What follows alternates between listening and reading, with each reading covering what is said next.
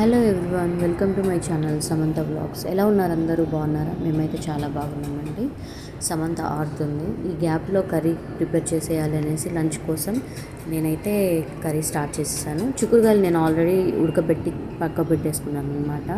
ఈలోపు గిన్నె స్టవ్ వెలిగించి గిన్నె పెట్టుకొని అందులో ఆయిల్ వేసి పచ్చిమిర్చి ఆనియన్స్ వేసేసుకున్నాను. రెండు ఫ్రై అవుతున్నాయి, చూస్తున్నారు కదా. ఇది కొంచెం అలా లైట్గా ఫ్రై అయ్యాక ఇందులో కొద్దిగా అల్లం వెల్లుల్లి పేస్ట్ వేసుకుందామండి. అల్లం వెల్లుల్లి పేస్ట్ వేసుకొని దాన్ని బాగా అంటే రోస్ట్ చేసుకోవాలి.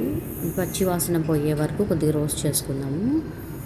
ఇది కొంచెం అలా ఫ్రై అయ్యాక ఇందులోనే చిటికెడు పసుపు వేసుకుందాము.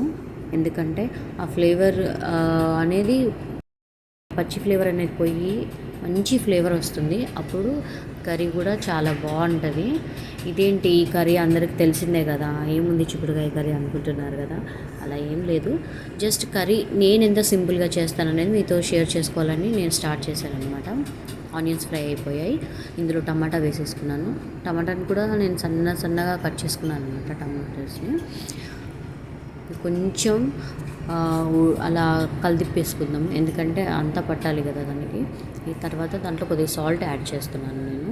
సాల్ట్ అంటే నేను రాక్ సాల్ట్ తీసుకున్నాను. ఇప్పుడు ఇందులోనే నేను కారం అయితే వేస్తున్నానండి.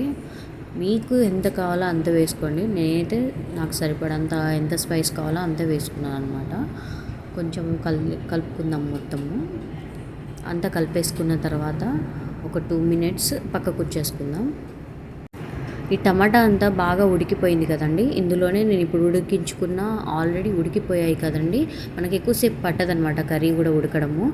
తొందరగా చాలా ఫాస్ట్గా అయిపోతుంది.